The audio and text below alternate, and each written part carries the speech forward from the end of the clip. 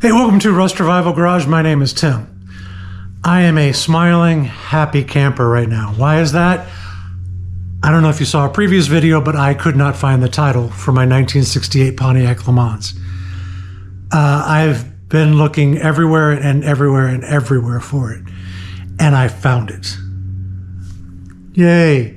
What this means is I can now take this car, hopefully, fingers still crossed, a lot of work to do. Hopefully I can take this car on the Hot Rod Power Tour for 2025, which is coming up in a couple of weeks.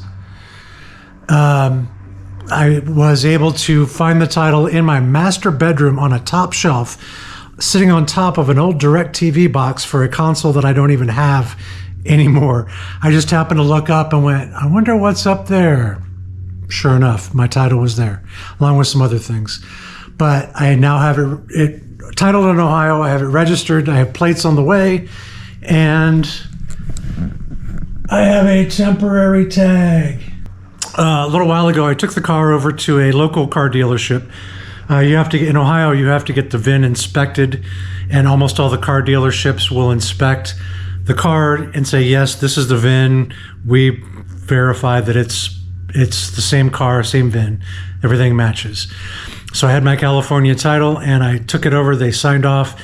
I then took it to the BMV, which is what they call them here in Ohio, the Bureau of Motor Vehicles. And I got the title, the registration, and of course that tag. So that's cool.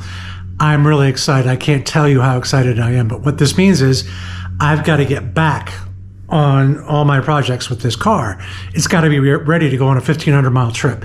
And in the most it's done, literally since I drove from my house to the car dealership, was maybe 2.5 miles.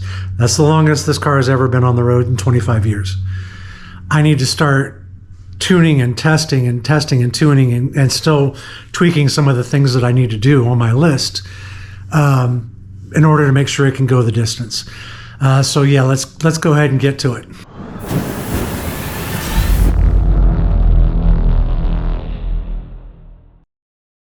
Okay, got her warmed up. I'm going to check the timing again. It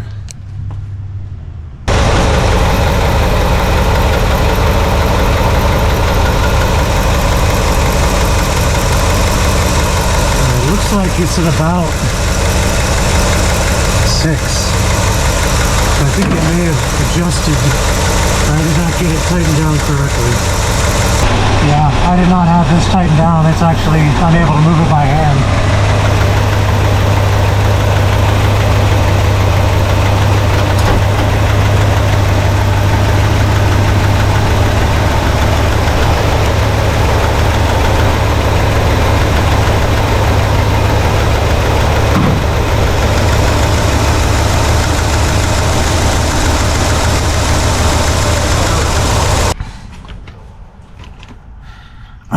Got it locked down.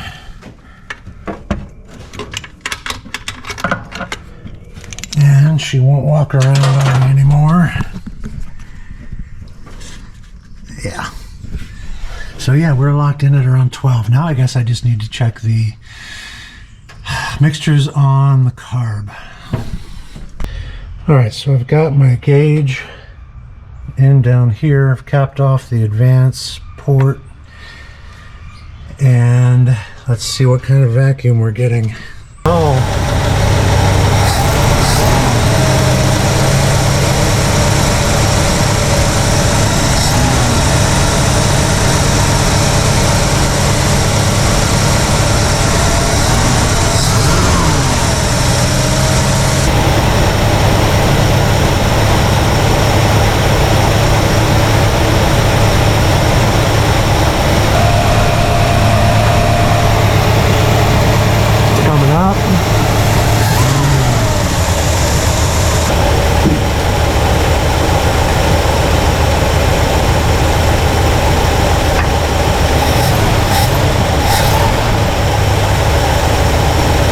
Alright, let's take her for a little spin.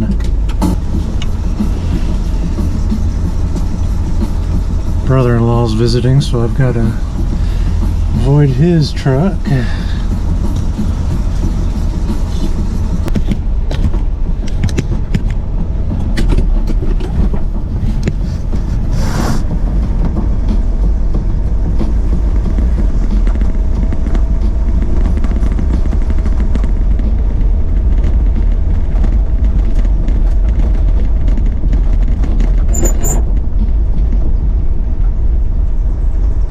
Totally forgot I had seatbelts.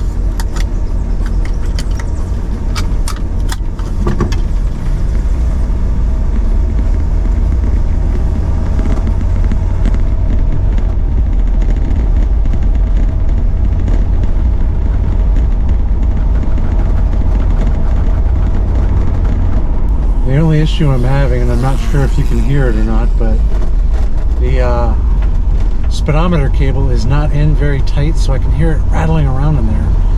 And I can reach up and touch the cable, but I cannot get any leverage on it. I can't spin it tight enough to lock it down. I may have to find somebody with smaller hands.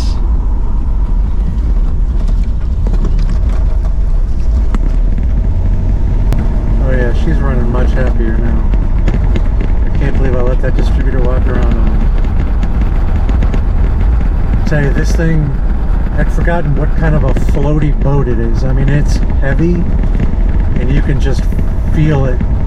I mean, it definitely needs some upgraded modern suspension, because it's just so heavy.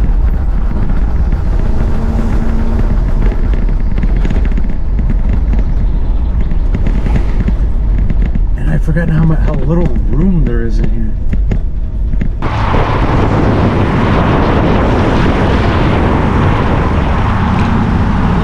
Oh yeah! Feels so good.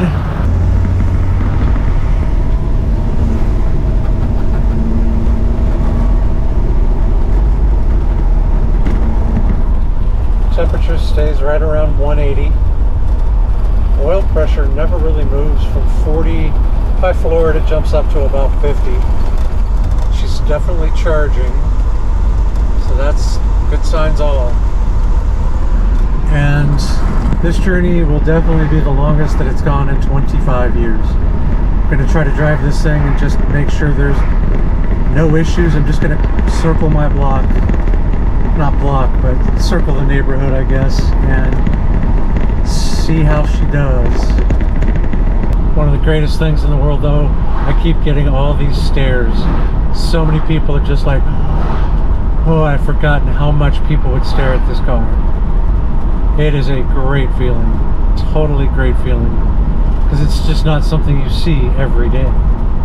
Does anybody know why the oil pressure would bounce if I don't have my foot on the accelerator? I don't know why it does that. I think I've got a good connection on there, but it does maintain a solid hold when you're moving, when you're accelerating. So if you could let me know down in the comments, that would be cool. See, it stays nice and solid, but then when you let off the accelerator, it bounces a little bit.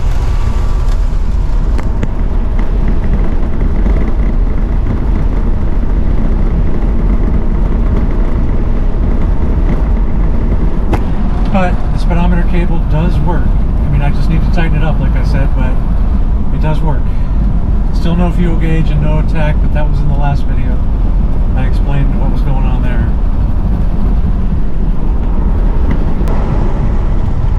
Even got her out in some traffic.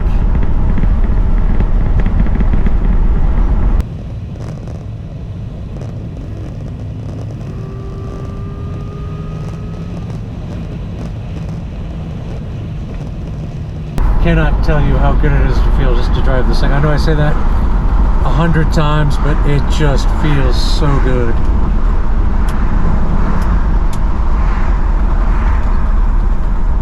So good. It's like I'm home again. I mean, this was my daily for a couple of years out in California. I mean, it was my baby. Still getting used to these manual brakes. Good gosh. That is just not normal. I did look into doing the conversion. Almost everybody's conversion, though, they're talking about also converting to disc. And I'm like, what if I just want to convert to power? I mean, I know you can do it, but you got to like change the lever on the brake pedal. You've got to change the master, I believe, the proportioning valve, and add the booster, which doesn't sound too crazy complicated. provided I can break off the brake lines. And I just don't think I want to try to tackle that before the power tour. Power tour is a lot of braking though. Ugh. Decisions. Good news is I also just now kind of accelerated, got it going really good, and heard it shift into third. So the trans is going into third. This is the first time I've done that, I think, since I've had this thing started. I've definitely gone into second before, but it's not until it gets to about 55, 60 that it jumps into third. Still holding steady at 180. We've probably gone about 4 or 5 miles. She's doing so well. My baby is back on the road and she is happy again. So cool. Alright, let's see what she does.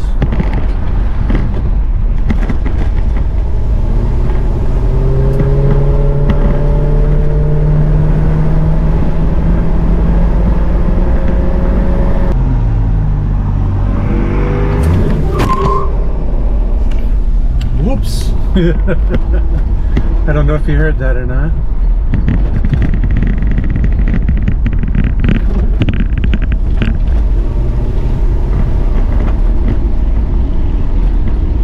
Oh yeah, got a little tire spin there.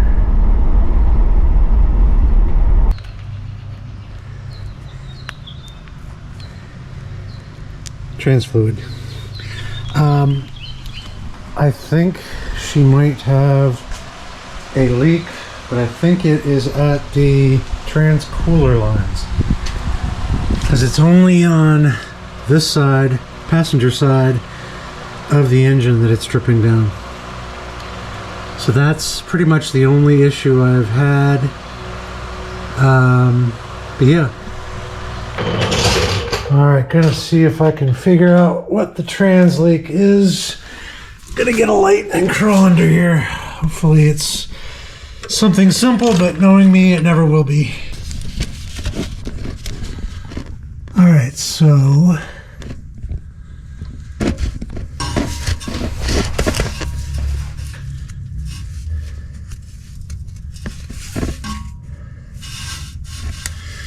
I can definitely see trans fluid right here. There's the spot right below it where it's leaking. I can't really tell. Doesn't appear to be the dipstick.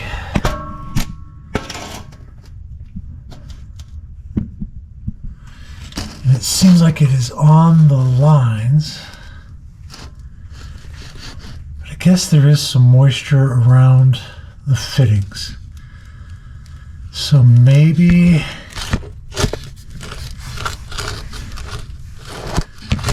I don't know. Let me poke around in here and see what I can find. Alright, I've got a little bit out here, but it's not crazy. Most of it was hanging off the bottom of the two lines. It wasn't running from up there, it was only wet there. So I don't think it was coming from the radiator. I can check that in a little bit, but I have a feeling it might just be the two lines need tightening up right there. So I'm going to see if I can tighten them up and see if that was my problem.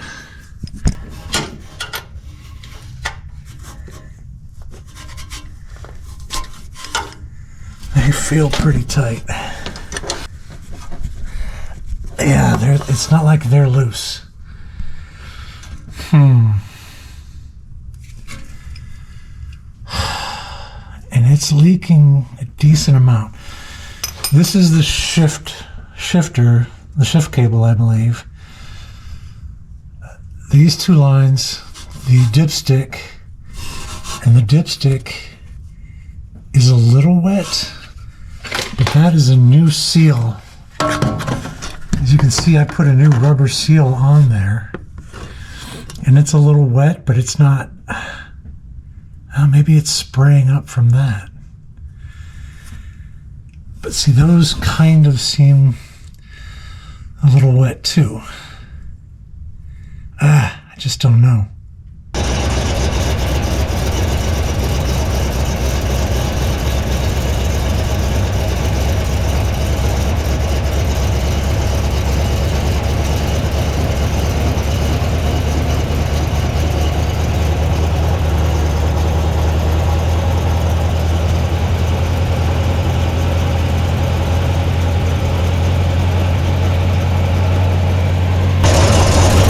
I don't know if you can see it, but there's a little bit starting to drip. I think it's the lines.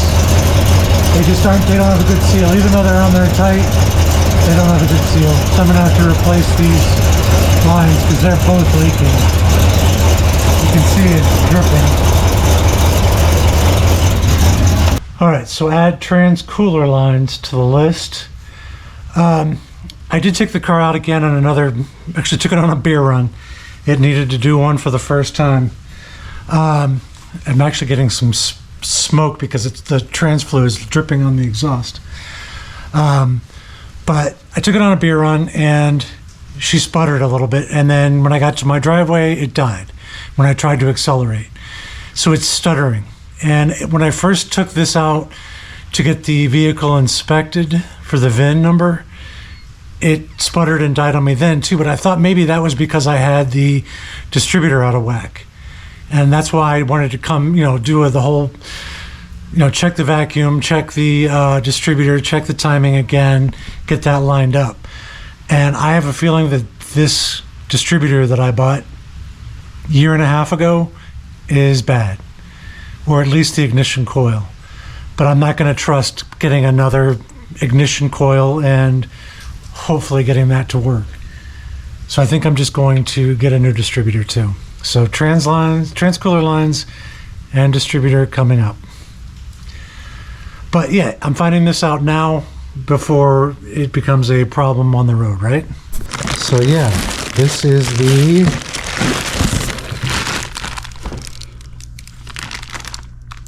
Proform distributor. Actually did some searching online, trying to find people's best recommendations. Everybody, of course, says MSD distributor. You always get an MSD, $500. And you still have to do I think you have to do the separate coil box, 6L, whatever. People also recommended the DUI. There was another one they recommended, like something like Dale Edwards or something like that, but I don't even think they're in business anymore. But the Proform came recommended as well. I decided not to go with another Chinesium one, which is what is in there. I think that one's called Assault or something like that. And I decided to try the Proform. Now, I think the other thing that I'm going to do is take out my previous distributor, buy a new ignition coil for that, put that in there, and then have that as a backup because HEI is HEI. I know that there's really not much better than points, but I don't know enough about points on capping everything and doing all of that. And yeah, I'm certain I could watch videos, but I'm running out of time. So for the power tour, I'm going to stick with HEI. I've got the plug wires in there. I've got the plugs gapped, all that stuff. So I'm going to stick with HEI and I'm going to have a backup. I've got a backup fuel pump. I've got a backup distributor now and a couple of other things that I've taken off that I wasn't necessarily convinced it was the problem, and I'm going to try that. What I am going to do with the truck, I actually have a very similar distributor that's in my 85 C10 that I took on the power tour last year. That one I thought was having an ignition coil problem, but really it was a vacuum leak. And what I did was I replaced it with an AC Delco ignition coil, and it's been running strong ever since. Did the whole power tour, like I said, never left me stranded, still starts up. So I'm hoping that if I get another AC Delco coil, drop it in the one that's in here now, that I should be good to go. So let's get this one in. Have to retime it again, but that's okay. It's better to have one that's working, and then we can test it out. All right, you probably can't see it, but I've got it turned over towards on top dead center. My number one is right there. So it should be pointing right here when I take this cap off. I'm going to go ahead and loosen the cap. Just pull it back, make sure I'm in the right spot, so that I can take it out and put it back in the same place. All right, so I've got the cap off, and interestingly enough, it's pointed in the opposite direction. So it would have been 180 out had I depended on that. So right now, I can pretty much believe I can put it in this direction and still have my number one be over here. All right, got the hold down out. Got the vacuum line disconnected. And it's pointing right back here. And out it comes. Got the old gasket out. Luckily, this one came with a gasket. The one that I originally bought did not, so that's kind of cool. But I also want to make sure I get plenty of lube on this gear.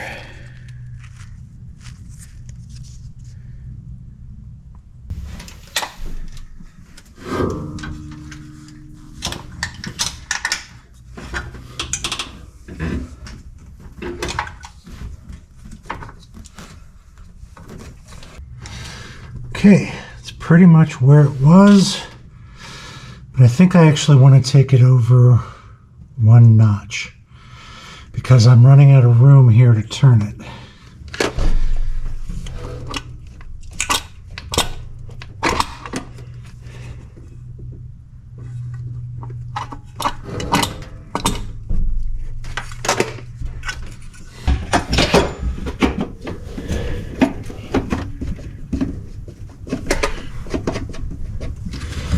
Alright, let's see if we can get our cap locked down. And let's see if we can get our little lockdown clamp in there.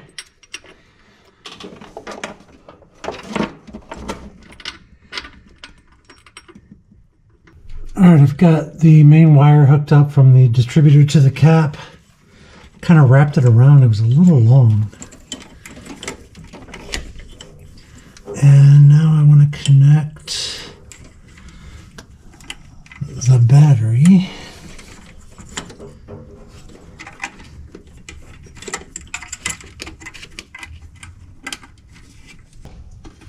All right, so I've got one connected. 1, 8, 4, 3, 6, 5, 7, 2. I'll get all the wires on and we'll see what happens.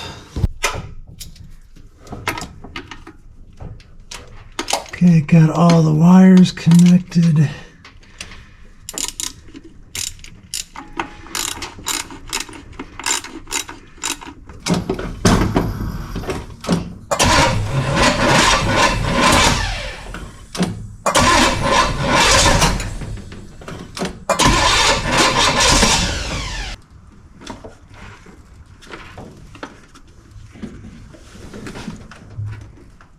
Try it now.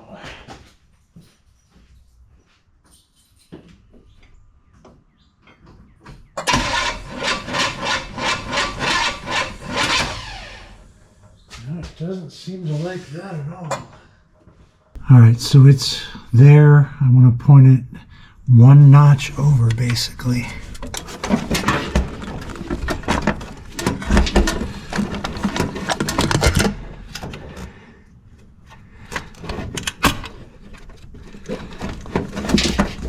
Okay, I've got it down. Got it down in there. Still have my wiggle room. It's not pointing directly this way, it's more back this way. So let's give that a try.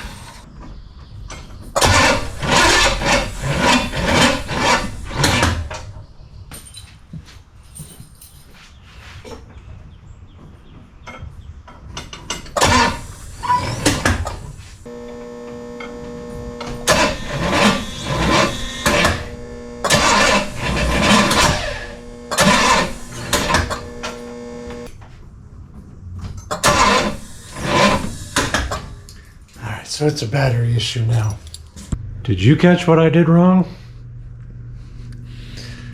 It wasn't until I was actually editing the footage that I looked and went, oh.